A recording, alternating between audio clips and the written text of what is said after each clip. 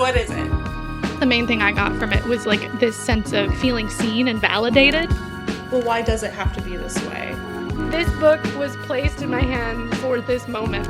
Insightful, learned a lot, wrote some quotes that I'm ready to like paint on my wall. I love this book! That we just kind of pull out some of the big themes that we see and talk about a few different ones. I apologize if most of my contribution has K-pop references. Alternative book title, The Feminine Mystique Part 2. You were really just gay all along. Welcome to Book Club. With Julia! And Victoria. Or those guys in your freshman English class who worshipped Hemingway like a god. You know the ones. You know. And even though we think your taste in literature is fine, we'd love to be your book friends. This is a podcast for the books we just can't shut up about. And this week, we are reading Kim Jiyoung, born 1982, by Cho Nam-Joo, translated by Jamie Chang, a short feminist novel about social and structural inequalities women face in South Korea. This is a quick spoiler warning. If you haven't read the book yet and you care about spoilers, we will be talking about the full extent of this novel, so you have been warned. If you haven't read the book yet, you are welcome to the party. We'd love to have you join, and maybe it'll inspire you to pick up the book yourself. Yeah, if you'd like to support the show, you can rate, review, and subscribe on any and all podcast platforms. We are everywhere. If you want to help us out a little bit and you're perchance in the process of buying a book, you can go down into the book links in any of our show notes, and that will take you to bookshop.org, our affiliate page on that website, which sources from independent bookstores, and we'll get a very small kickback. But if you want to join the club, if you want to join the book club, you can go to buymeacoffee.com/bookclub with JV. Become a member for as little as $3 a month. We've got tons of stuff on there. Currently, the things that are happening is we are saving up for a transcription service so that we can provide transcripts on our website for all of our episodes and make them as accessible as possible. The latest thing we posted was an episode of Film Club where we review book to TV or book to film adaptations, and we reviewed the 2019 David Copperfield film with Dev Patel. Spoiler alert, we loved it. It was adorable. And we want to do the Daisy Jones and the Six adaptation. It's a lot more episodes than we thought. We're gonna try and do an episode on maybe the first 3 episodes, and then we'll see how it goes. So yeah, come hang out. We'd love to have you there. And thank you to all of you who have reached out over email or Instagram in an Apple podcast review to tell us what you like about the show. It makes our days. Yeah. It is the kindest thing ever. And so here's a recent email from Selin. Selin writes, "Hi, I recently discovered your podcast while I was researching on Dora Bruder, and I love the way you guys explain the little details and the way you were so excited to talk about it. So I wanted to recommend you a book that I would love to hear you talk about in an episode. It's called Monsieur Lin and His Child by Philippe Claudel. It is a great story about an elderly refugee who comes to France and his journey of finding something to hold on to in a city he doesn't speak the language. It is both a heartbreaking and heartwarming story. I hope you are well. All love." Thank you, Selin. We love a recommendation. Yes. I will be adding this to my Storygraph to read list. If you want to write into the show, you can find us at Book Club with JV on Instagram or jvbookclub@gmail.com or through our website. We've got a little form. But anyways, thank you, dear listeners. We love you. We love you so much. Thanks for joining.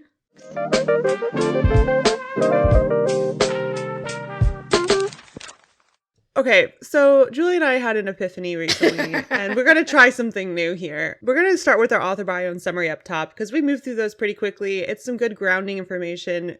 For those of you who haven't read the book, sometimes this is the moment where you're like, oh, that's what we're talking about. Yeah. And so we're going to do that here. Our author today, Cho Nam-Joo, is a former television scriptwriter. In the writing of Kim Jiyoung, born 1982, she drew partly on her own experience as a woman who quit her job to stay at home after giving birth to a child. Kim Jiyoung, born 1982, is her third novel. It was published in Korea in October 2016, which we will get to the significance of the time that it was published shortly. It sold really well in Korea, was hitting, 1 million sales very quickly. And so then eventually it started being translated to a bunch of different languages, including English. The US English translation was published in 2020. and it was on the long list for the National Book Award Translated Literature, and it was adapted into a film in Korea in 2019 starring Chung Yoo-mi and Gong Yoo from Train to Busan.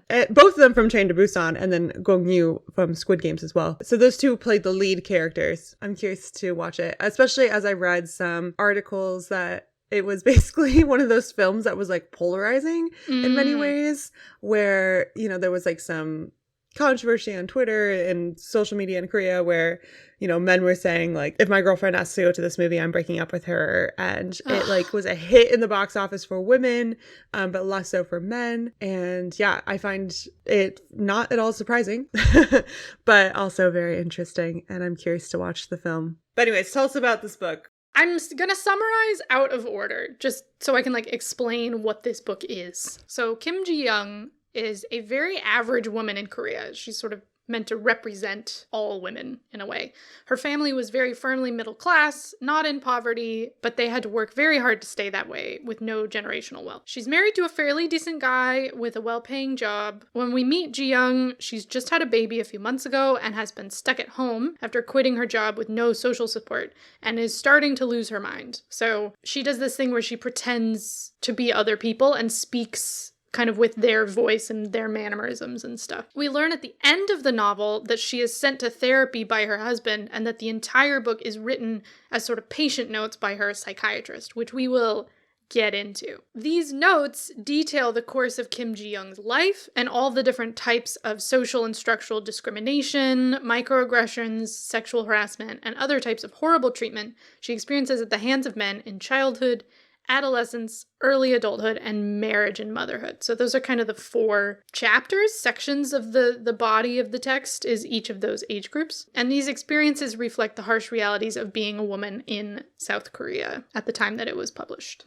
Okay, so now we'll jump in. Julia, you were the one who brought this book to our podcast table. What was your experience reading? Yeah, I bought this last summer in Paris, and it's taken me 6 months to read it. I don't read the books that I buy right away. Usually it's like they have to get in the queue. So I'm glad that we finally had a reason to read it, because I had heard this book recommended for fans of Korean media who like wanted to understand the cultural and social context of like the media that they were consuming and like the maybe scandals or different things that they were having maybe really unhelpful takes on Twitter. And just really not understanding like where these things are coming from. And so people would like recommend this book. And so it was always kind of pitched to me as educational in a way. And I think I didn't quite realize it would be so educational in tone. Because I thought it would just be kind of a demonstration, like through the style and the plot, that you would kind of get the feeling of what it was like. But this is like, no, I'm going to explain to you what it's like. But, you know, it was a really easy read. It goes down really smooth, despite the fact that it makes you really angry. You're just like fuming the whole time. Yeah, I think I read it in little chunks. Like I couldn't just like binge it, but it, you know, took me a few hours, maybe 3 sittings. And I finished the book, I closed it, and I just sat there kind of like, like I just felt a bit perplexed by some of the choices, which we'll get into. And I texted Victoria, I was like, I can't make up my mind how I feel about it yet. And so I'm hoping this conversation can like help me process some of those feelings. So I heard of it through you, and I read it over, maybe 2 or 3 days. Found it very easy read. It felt a lot different than a lot of books I read. I think the use of citations and like footnotes in a truly academic sense, you know, like we enjoy a footnote. We love a footnote on this podcast. But in a novel, usually those footnotes are, you know, flavor text or a little like quirky insight, a little add-on to the main story. But this was like, here's a thing that's happening to Kim Jiyoung. This is representative of the whole or of an average experience in Korea. Let me cite these studies about gender inequality in South Korea. So it felt really different. I definitely felt while I was reading the book this like odd kind of like ringing bell in the back of my head where I was like, why are there citations? Like why are we just like stating facts? Sometimes we're like pulling away from the novel's narrative to explain the social context in Korea. It just felt really different in a novel setting for me. And I also, there was moments that felt like this would be a huge thing in Kim Ji-young's life, like the courtship with her now husband, that are just kind of skimmed over. You know, the narration kind of states the facts and then moves along. When we get to the turn that the psychiatrist is the one telling the story, that's where I see his hand a little bit, potentially. Just in the sense that, like, oh, these are notes from like a psychiatrist trying to dig into what's at the core of this issue that's happening with this woman, where I could see how these parts that I'm like, wait, we're going to just skim over that, seem like, oh, maybe that wasn't actually as relevant to the experience. Because it does seem like she had a really positive relationship with her husband and that the courtship was a very positive experience. And so I guess for the novel to really highlight these moments in her life where blatant misogyny and discrimination are impacting her, spending a lot of time telling us how great her relationship with her husband was, may have been kind of besides the point for a psychiatrist who's like trying to highlight all these moments in her life that have impacted her this way. But the turn with the psychiatrist as the narrator at the end felt like a huge reveal for me. Like, I did not feel like I saw that coming. Even though I felt like, oh, something's a little different here. Like, what's going on? I wasn't like, oh, I know what's going to happen. It's going to be her psychiatrist. Like, I didn't have that hypothesis. Because you don't necessarily notice that there's something missing or that there's a mystery to be revealed to begin with. And so you're like, oh, like this choice was connected to something bigger than I thought.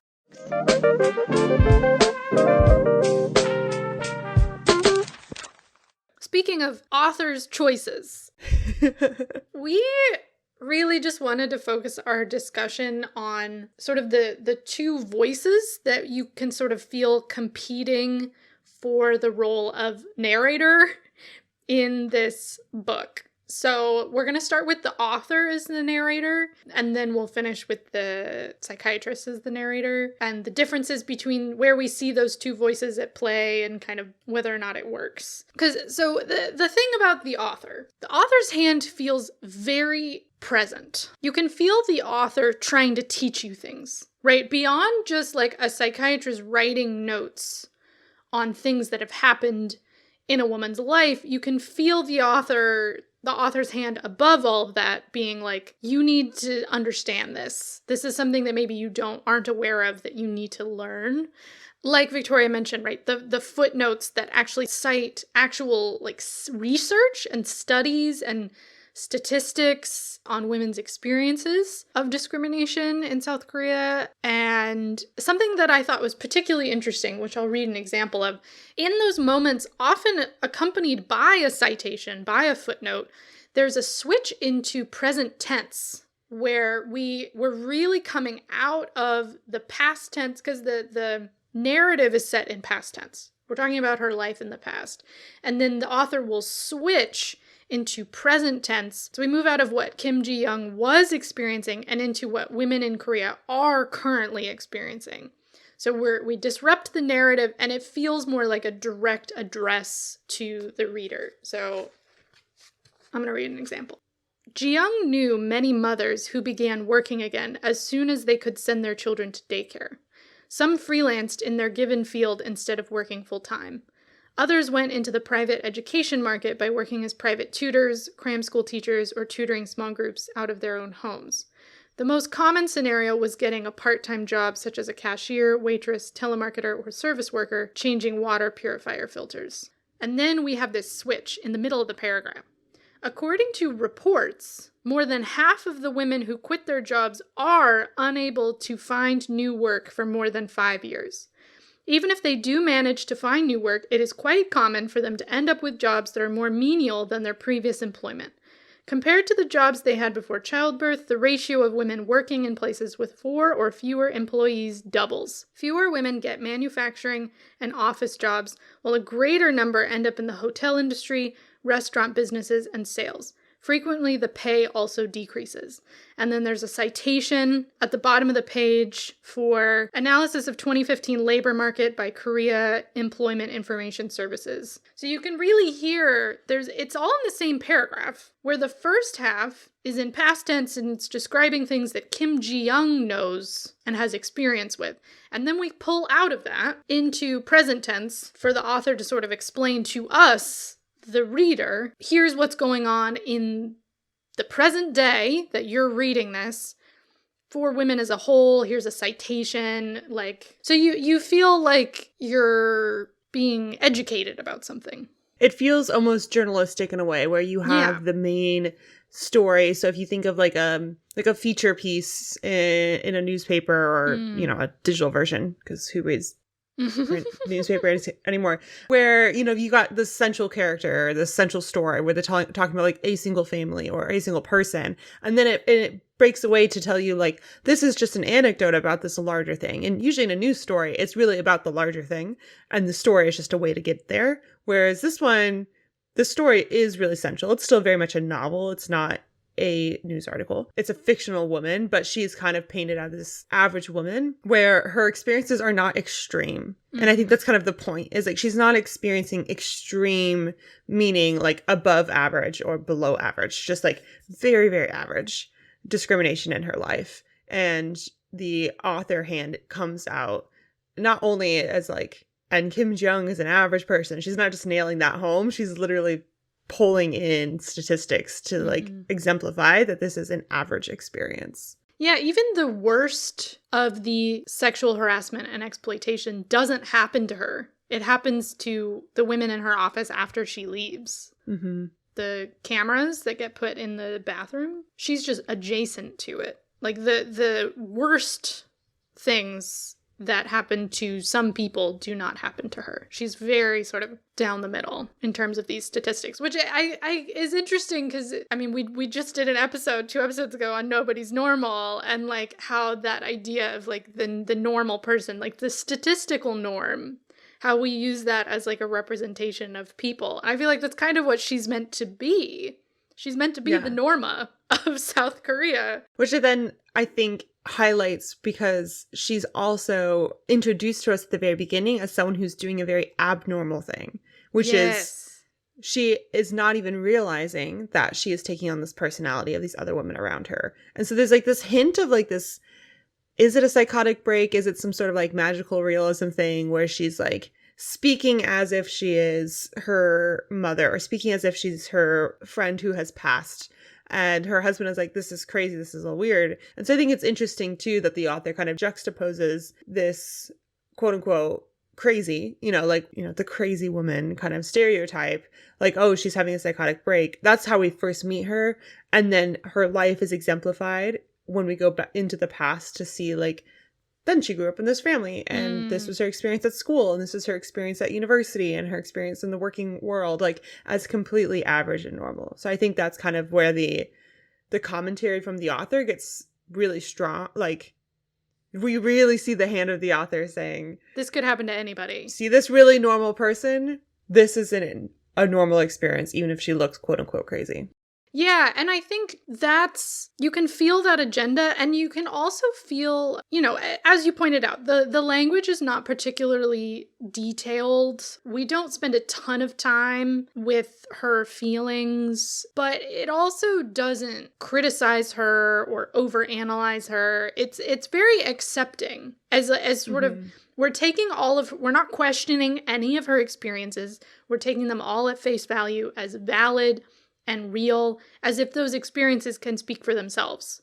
So you don't necessarily feel and we'll get into this later, but you don't really feel, when you're reading this book, you don't really feel the presence of another in-book character. You feel the presence of the author being like, here's all my evidence, do with it what you will, kind of thing. Like, so that made us wonder, like, what was the author trying to do? So in order to kind of understand more what the author's goal and audience were, we have to get some context. So Victoria went digging. I had so much fun on this episode. I will say, I am the author of this episode with all my citations and my footnotes. Like, check out our show notes for links to all these articles. I'll try to reference which ones I'm quoting at each time, but mostly I'm quoting an article from the New York Times that interviews the author, an interview with the author from NPR, an article in The Guardian, as well as... Oh, and then I have some background research I did on the current president in South Korea from Time and an episode of Today Explained. As we mentioned up top, this was originally written in Korean and published for a Korean audience. It wasn't translated into English until about 4 years after it was published. So for some context, 2016 South Korea, situate yourself. What are you eating? What are you wearing? I was in college. I'm wearing my leggings and my oversized sorority sweatshirt. I'm calling Julia every week crying that I'm not in England anymore. I'm not paying attention to world events in South Korea, but if I was, this is what was happening. In May of 2016, a woman was murdered in Gangnam Station. And in October that year, there were a lot of sexual harassment scandals in various areas of society, including literary and the arts, that kind of mirrored the Me Too movement that was happening in the US as well. And so people were just starting to speak up more about these horrors and threats and discrimination against women that previously had not been spoken, at least not publicly and as loudly and as prominently as it was at this time in 2016. So if you're more familiar with the Me Too movement in the US, similar idea where like, it's not like this has never been talked about. This is not like it's never been recognized, especially by women who are experiencing these things, but this is garnering a lot of public attention. A female prosecutor, Jiyoung, was speaking publicly in an interview on Korean television about being sexually harassed at work. And this really kind of opened up more and more conversations around this. And so this book was published in 2016 as well. So this book was part of this conversation. It came out in October 2016 at the same time this was happening. So I don't know the exact timeline of when the author wrote this book, but she did write it inside of 3 months. Like it was a very quick writing. And she said she never expected it to take off. She didn't even know if she could get a book deal. She just knew, she says, quote, I just wanted this book to be in the bookshelves, in bookstores and the library as evidence of how women in this era, the 2010s, lived, thought, and made efforts. So for her, this was like, I just need to get this written. I need to document what is happening in our world. And it then happened to be published at the same time that this was like taking off in public discourse. And in the interview in the New York Times, the author comments that she specifically grounded this book in statistics so that the message wouldn't be dismissed as a made-up account of one woman's experience.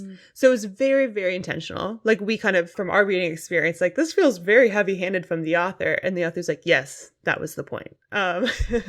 Which I get, you know, like to speak one story of discrimination, to give one anecdote of harassment can easily be dismissed as, well, that was your experience, or not all men are that way. You know, like some very annoying dismissive behavior can happen. More than annoying, harmful dismissive behavior can happen. And the author was like, I'm going to cite statistics alongside my novel to make sure people know this isn't just Kim Jiyoung's experience. This is a representation of a larger pattern of behavior. That was kind of the world in which this book was launched. I particularly liked, I mean, obviously I don't read Korean, so I'm reading a lot of American sources that are talking about this book. But it was also helpful for me because these journalists were doing a lot of the work of explaining, okay, as an American reader, this book might feel a little different, or it might surprise you in certain ways that are not surprising to a Korean audience. So the NPR article pointed out, like, unlike here in the US where we fracture over race discussions, Korea is 97% Korean, so gender is the primary dividing line. And this novel effectively opened many young women's eyes to sex-based discrimination for the first time. I thought that part was particularly interesting and good to remember and to note. You know, like 2016 was a different time in the US. That was, 7 years ago at the time of this recording. And sometimes I think as readers, I know I don't want to speak for others, bring in my current lens, my current ideas of the world and be like, of course we know these things. And like, this is just, reaffirming things we already know, forgetting that sometimes these books or these pieces of art were on the forefront of having that conversation. A similar experience for some may be looking at feminist writing from the 70s and being like, this doesn't go far enough. And it's like, that is true. And it was really going far at the time it was published. The NPR article gave an example from a woman who's, at the time of the article was released, 18 years old, a Korean woman who was at a underground bookstore where Kim Jiyoung is on the bestseller table. And the reader said, I always thought the episodes in the book were ordinary. Then I realized maybe that isn't the way things should be. So this book was, at the time of publishing, making a splash on a large level, but, in the individual lives of women too, that to recognize like, oh, this is messed up.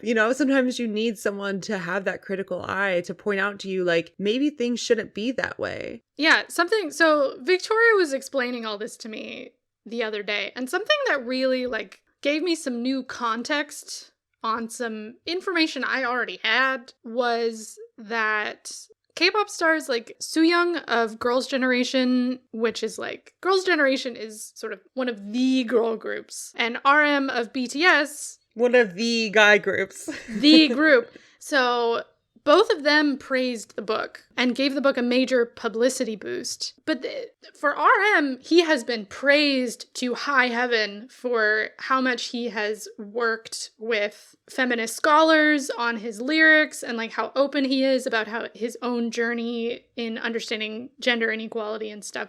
Like, all of his fans love him for it, and he's given a platform, and he's fine. But one of the members of Red Velvet, Irene, mentioned that she was reading it. She didn't even give her opinion on it. And her male fans, some of them, posted videos of themselves burning photos of her. Like, she faced so much backlash for just saying that she was reading the book. And I heard about that, and I didn't know what the cause of it was. And it's just really, it was very eye-opening for me to learn, to get some context on kind of like, you can even see the gender inequality in like who's allowed to be a feminist even. Like, the man is, and he gave the book a major boost, and that's amazing, and he really is doing his best to be an ally, but like, he doesn't have to suffer any of the consequences that the women do. And you'll see, you know, male groups can be a lot more political in their messaging, and they can be a lot more, they can push boundaries a lot more, and women do as well, but they get a lot more backlash, and they get a lot more scary threats and negative consequences. So it's kind of an arena where you see it playing out, that it educated me a lot, I think, getting this kind of background. And that's kind of a microcosm of what happened as a whole. So like, the book really blew up, and like in 2017, a member of South Korea's National Assembly bought copies of Kim Jiyoung for the entire legislative body, and a politician with the left-wing Justice Party gave a copy to the president at the time, Moon Jae-in, with a note imploring him to look after women like Kim Jiyoung. So Kim Jiyoung kind of became the sort of representative figure for all women. Maybe in like a similar way that we have like Rosie the Riveter, you know, as like an idea of femininity and feminism in the US, like having a name, a fictional name, but representing like a larger movement and idea. Yeah, similarly, when the city of Seoul passed a new budget with additional money for childcare, the city's mayor promised that there would be, quote, no more sorrow for Kim Jiyoung. So it seems to be like it was quite the like rallying figure. But I also love the idea of someone like walking up and handing a book to someone and be like, you need to read this novel to change your ideas. And I'm like, the power of literature. I love it. Yeah. Like, what a move. Like, they bought a copy for everyone in their National Assembly. Like, that's amazing. It reminds me of, there was someone, I'm going to butcher the reference here, but someone somewhere bought copies of Invisible Women by Caroline Criado Perez and gave it to a bunch of local and I think national level politicians in the UK. Oh my God. Like, just like dropped it off at everyone's office being like, hello, you need to read this book. I mean, they do need to read it.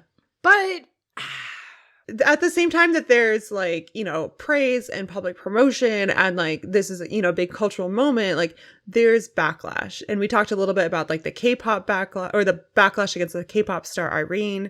There was, you know, everything from like a crowdfunding effort to begin support for a parody book titled Kim Ji-hoon, born in 1990, about a young Korean man who faces reverse discrimination for being a man. I knew there was a recent presidential election in Korea last year, and I like vaguely was aware of it, but in prepping for this episode, I was like reading more about it. And like there's a lot of issues. Politics are never like a one issue thing, especially when it comes to electing a leader and basically a two-party system like they have in Korea. But one of the big rallying points for the leader who was elected was around kind of anti-feminism, rallying a base, especially of young men who feel like they're not being respected, that they're losing their power, that they're like kind of like fed up with the feminist movement. And the current leader of Korea was able to rally a lot of his base around these like anti-feminist ideas. So even though this book came out in 2016, and that's the context that we are mostly talking about here, this is still an issue and still like a huge divisive point in Korean politics as well.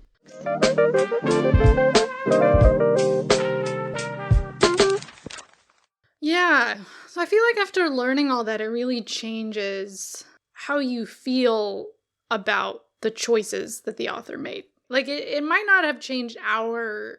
I'm curious if it would have changed our experience reading. I don't know. But it all makes sense. Like, she needed to write this, and it needed to be written.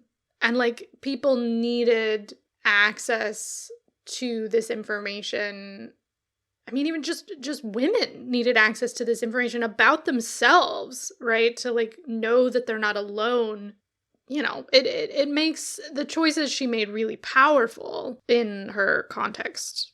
It just, I don't know, reading this book and prepping for this episode just, I guess, helps me double down on my idea that, like, so many different lenses of reading can be helpful in approaching a book. So coming at this book with, like, no context and not even looking up the author was, like, maybe not the most helpful way for me to read it. I think it would have been a really different experience, and maybe I would have gotten more out of it, and maybe I will with a second reread now with the context that I do have. This book is doing something in the cultural moment that it was written. So to understand the author and her perspective means a lot, because if I assumed, which I don't know if anyone would, but if you assumed that the author was more similar to the psychiatrist who's the narrator, what does that do to the book? Like, that's where you and I felt this really strong push and pull in the book, is reading the author as narrator, which felt really kind of intuitive and felt very, like, present. Like, oh gosh, this author is so present in this book. I cannot ignore her. Like, it really, like, ripped at me. I don't know what to say when I realized it was a male psychiatrist as the narrator. I was like, it almost felt like a little violating. Like, wait. I thought it was a story about this woman and her experiences, and you're going to tell me that a man's been telling me this story this whole time? Like, I was trusting in this experience as being, like, her maybe unfiltered female experience, and now we're, like, saying that it was under this male gaze the whole time. Yeah, it feels a little like an intrusion on this really important text and this really important information that I was being handed from the author. If she was like, here, I need you to see me and see what's happening. And then all of a sudden I'm like, oh, it wasn't from the author, it was from this other guy. And yet, at the same time, you feel this major shift in tone in the last section. When all of a sudden it's revealed he's the narrator, you suddenly feel his voice. So the revelation, yeah, it's huge, but it also, I don't know if it quite adds up to me. I didn't quite feel true. I don't know. Like, I had trouble with it because you can hear his voice and his tone and his opinions in particular. You feel them a lot in the last section. Whereas I never felt, reading the major body of the text or reading her story, I never felt like the writing was ever critical of her or was ever ignorant, you know, of, like, saying dumb shit about her experience and invalidating it in any way. It felt, you know, like a real carefully treated, if sparse, kind of representation of her story. And also, something that didn't make sense to me was the fact that you would think there would be more, like, analysis of her mind in the tale, of, like, trying to figure out, because we're presented with her having this kind of psychotic break, and then we're told the whole story of her life. I was assuming to sort of lead up to the point when she finally loses it, and to see how it happened. And then if this is being written by her psychiatrist, like, presumably he's doing the same thing, right? So, like, wouldn't his commentary about where things came from and why things were happening, wouldn't that be in there? Yeah. Of his own professional opinions? And she starts, you know, at the beginning of the book, we're seeing her unknowingly impersonating these other women in her life. And very specifically, she's impersonating a friend of her and her husband's that has died. Yeah. And I'm like, oh, this is going to be a plot point. Like, this is going to be very interesting. We're going to find out how she died. We're going to find out, like, what kind of impact that had on Kim Jiyoung. And then we don't. Yeah. It's like, I don't even know if in the narrative of, like, her life that we talk about how her friend died. Do we? But we don't see it happen in real time. I wasn't sure if it was implied that she, like, did it herself. Oh. Yeah, I don't know. But I don't know if it ever says that. So yeah, it's interesting that, like, what felt like the catalyst of this whole book, which was these psychotic breaks, that they're not really addressed. Like, the ending is much more about this, like, moment when you're, like, all of a sudden the camera pans back and you realize the hand writing this is the male psychiatrist, and we're like, wait, we didn't feel his hand in the narration of her life, but we definitely feel it in this epilogue or this last section where, holy cow, it's like that's the part that feels particularly infuriating too. It's because he's ostensibly the one making these citations, is aware of her life, is writing about how she's faced discrimination, and then immediately pulls back and is, like, full of hypocrisy.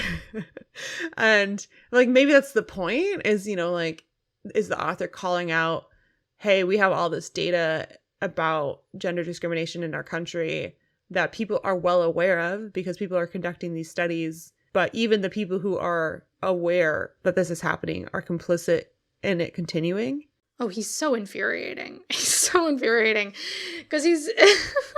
I feel like what's missing in the majority of the text is the male gaze, which, for those of you who may have heard it or not, but aren't sure how it's defined, it's a concept originally coined by John Berger and later picked up by feminist theorist Laura Mulvey to describe how women are treated as objects in art, film, and literature because they're being constructed by and viewed by men on the other side of these sort of metaphorical camera. And you can feel that male gaze in the last section because he does not see any correlation between his behavior and his attitudes and the really difficult experiences and frustrating experiences that his wife and his coworker are going through.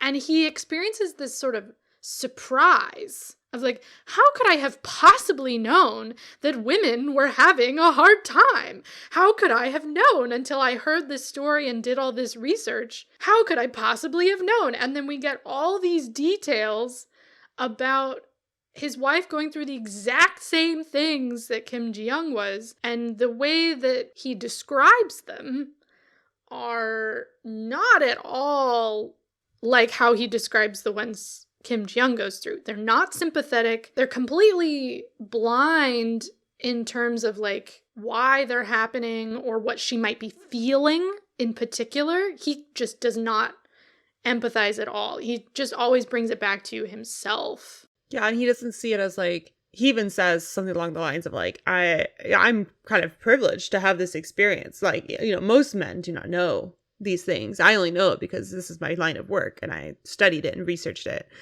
Because of course men who are not wouldn't know these things about women because they're not involved in childbirth and child rearing. And it's like, that's kind of the point. Like, the lack of your involvement in care is half the problem because you're not around to see it. I mean, the sort of epilogue is a major call out because it's like, you have all these women in your life who are trying to tell you what they want, what's wrong, why things are really hard.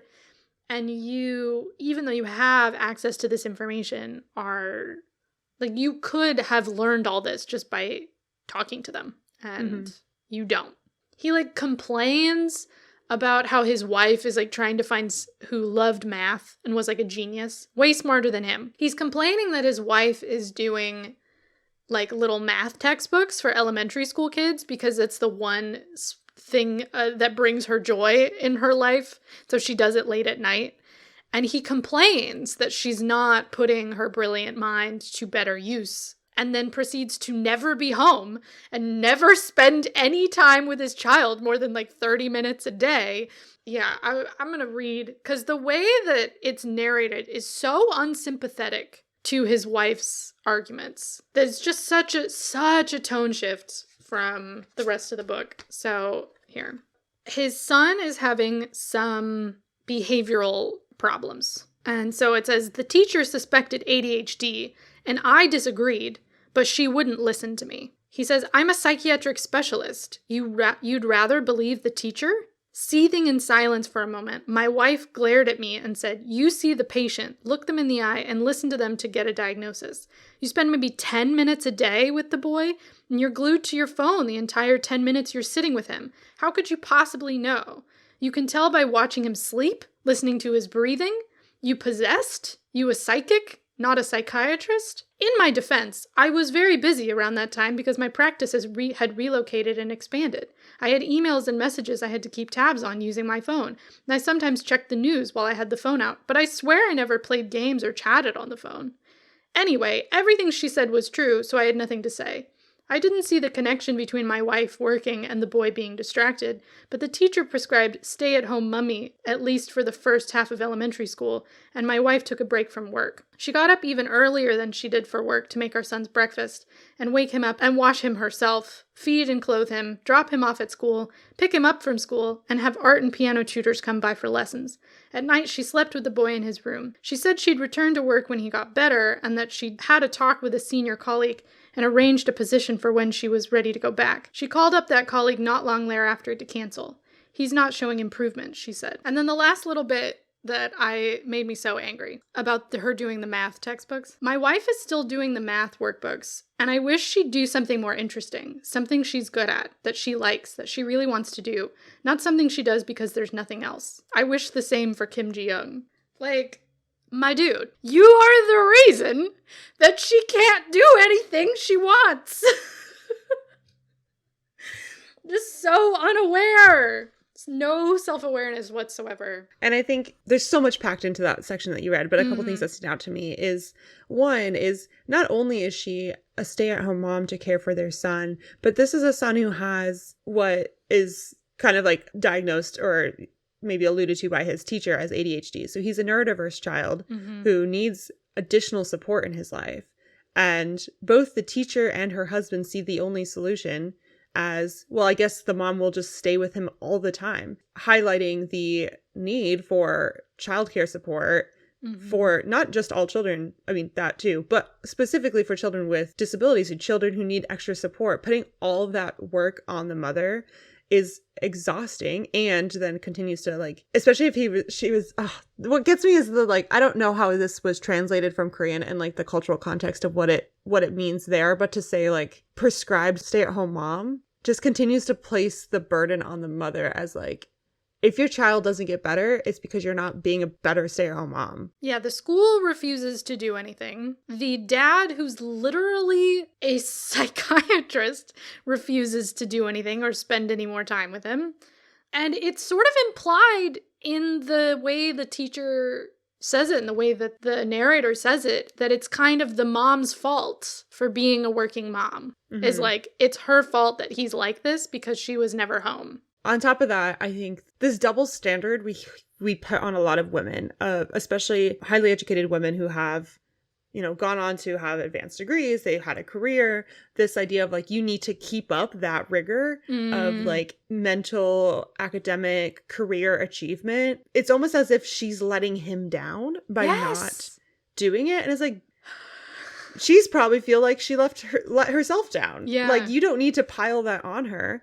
And if you really do care about her having the opportunity to be an individual invested in like creating something new or, you know, advancing her field or exploring the unknown of mathematics, what are you doing to support that in her life instead of just holding her to the standard of like, well, you used to be smart, but then you had a kid and now you're dumb. Ugh, very frustrating. Like, you can see so much blindness in this particular narrative voice. He expects her to be everything, to be the working woman who is sort of achieving all of her goals and dreams and her potential, and also a stay-at-home mom who, like, solves all of her son's problems, and he doesn't see the contradiction in that. And like, there's a kind of dramatic irony in the way that he talks, where like, we as the reader can see that her doing those textbooks is just her to try and carve out any tiny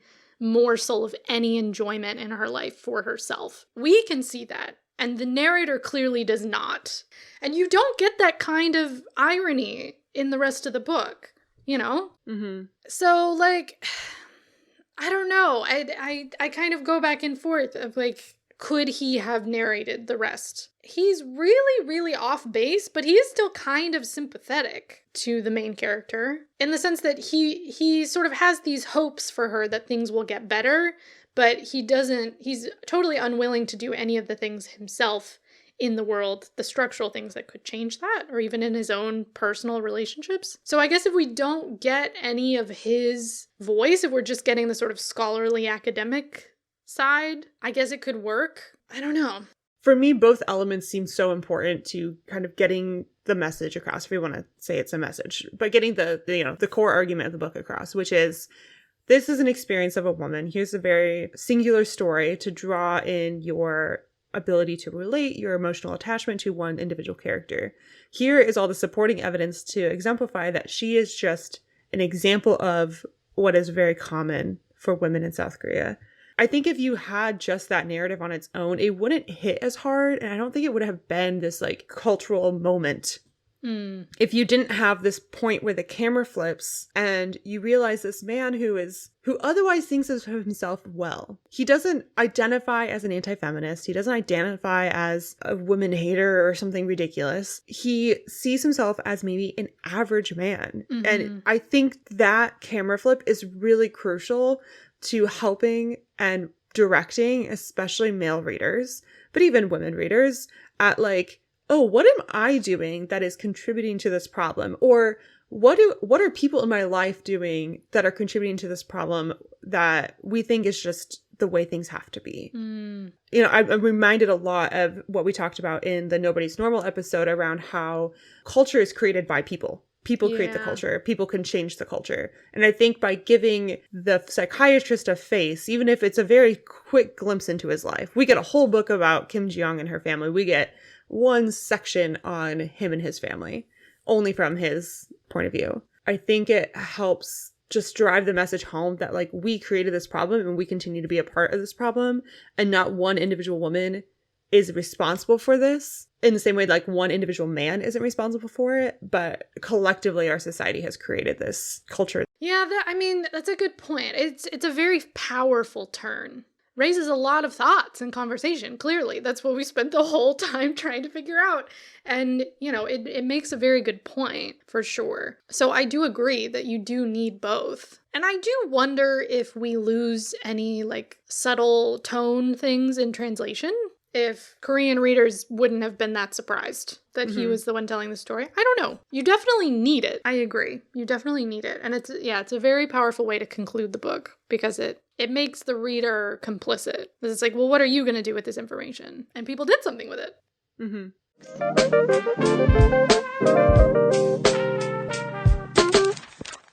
Okay, so for people who enjoyed this book or this topic or anything related, what would you recommend they check out next? Yeah, I think the next thing we're going to do is probably watch the film adaptation, so go check that out. It's got some big names.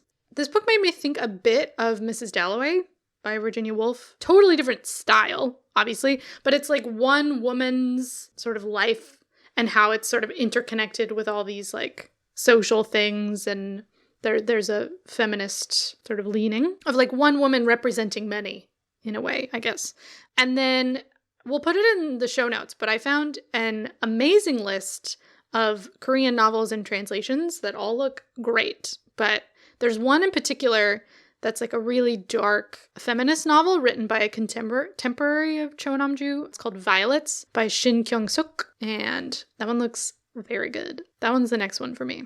I mentioned Invisible Women by Caroline Criado Perez if you're looking for more of the data and research and statistics behind the lack of women in data. It is pretty international in scope, but does mostly look at the UK and US. I also recently read Foundations by Abigail Stewart. It's a novel told in 3 parts with like 3 different women who in different decades own the same house. So it's an interesting look at the American female experience in different decades and kind of how they face some similar challenges, I guess, over time. It's an interesting read. I think the first 2 sections were really strong. The 3rd section that's set in present day, even though it should be the most relatable because it was like someone who's the same age and very similar life as me, I just didn't resonate with as much. But it made me think of that. Another novel I read recently that this book made me think of was Marriage of a Thousand Lies by S.J. Sindhu. It's a book about a queer Sri Lankan American woman who is married to a man. Her and her gay husband are kind of hiding their queerness. So it's about feminism, it's about queerness, it's about immigrant identity, but also a great feminist read. Lastly, currently obsessed. What are the things that are bringing you joy these days? This was something I recommended the last episode, but the series just finished, so I'm recommending it again. Moonlight Chicken. It's a Thai drama on YouTube. Or in some countries, it's on Disney+, but not here. They really stuck the landing. It ended up being way more of a comfort show than I even expected. And really, I think if what you're looking for is a show that is all about tackling, but also kind of healing the sort of different generations of queer people and like the way things have changed and the kind of intergenerational conflicts that we have, it does that so well. More than anything else in the story. I feel like if that is something that interests you, you should watch the show. And then talk about negative experiences of women in South Korea. The Glory on Netflix. It's like a really dark revenge fantasy. If you've ever wanted to murder all your bullies, this is the show for you. I'm not done with it, but it's very good. And then this weekend, I got concert tickets to see Suga in Chicago. So I'm going to see Victoria. Woo woo, I'm so excited. Me and my other friend are going to go, and I'm probably going to cry. And I'm so stoked. I'm so excited. I'm so excited for you. It was an emotional roller coaster of a week, let me tell you. Anyone else listening who managed to get or not get tickets, I was there in the trenches with you. It was a journey. But we did it. So, what have you been into? My partner and I have been playing a lot of Minecraft Dungeons on Nintendo Switch. I don't play a lot of video games, but man, Minecraft has been fun. Minecraft Dungeons. You're just exploring around with your cool armor. I have a pet pig that follows me everywhere. And I have my favorite like power-up weapon thing is, I don't know what that's called. I don't play video games enough. I can drop a beehive and all my bees start attacking. They're like on my side. And they start attacking the enemy, and it's so fun. Oh, that's amazing. Yeah. And even playing on like the normal mode, like we didn't play it like on easy. It was like very approachable for someone like myself who plays like no video games besides like Animal Crossing, which does not require like hand-eye coordination to kill the evil illagers, which are the enemies of this game. I started reading Babel by R.F. Kuang, which Julie and I have plans to talk about here on the podcast, but I'm really enjoying it, and I'm looking forward to talking about it with you. I haven't started it, but I'm excited. Thank you for listening to Book Club with Julia and Victoria. We would love to hear your thoughts on this book or the topic we discussed, so you can share your review and recommendations with us on Instagram at BookClubWithJV, on our website, bookclubwithjv.com, or by leaving a review on Apple Podcasts. You can also visit our website for show notes with links to all of the recommendations and the things bringing us joy. If you don't already, go ahead and follow us on whichever podcast platform you are listening on so that you can be notified when our next episode is released. This episode was co-hosted and produced by myself, Victoria Bruick, along with Julia Clausen. Rebecca Gasney provides us with project management support. Our music is composed by Greg Bruick, and our logo was designed by Gabby Fabland. Until next time, happy reading.